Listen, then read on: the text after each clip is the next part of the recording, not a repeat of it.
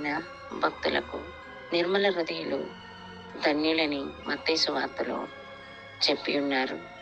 ఎందుకనగా వారు మాత్రమే దేవుని దర్శిస్తారని, కల్మషము లేని చిన్నారి బిడ్డల వలె జీవిస్తారని, ఓడిపోయిన దానిలోనే దేవుడు వారికి గొప్ప విజయాన్ని ఇస్తారని ప్రభు తెలియజేస్తున్నారు. కొరింథీయులకు రాసిన పత్రికలో రాయబడి ఉంది. ఆ విధముగానే ఓపికతో ఎవరైతే ఎదురు చూస్తారో తగిన సమయమందు దేవుడు వారికి సమాధానమని తలుపు తెరిచి వారి విశ్వాస పరీక్షలో అద్భుతమైన తేజస్సుతోనూ గొప్ప సింహాసనాన్ని అధిష్టింపజేసి కిరీటం ధరింపచేస్తారని ప్రభు తెలియజేస్తున్నారు. మనం ఓర్చుకున్న దానికి గొప్ప ఫలితాన్ని, మన ఓర్పుకి గొప్ప బహుమానాన్ని ప్రభు ఇవ్వబోతున్నారు.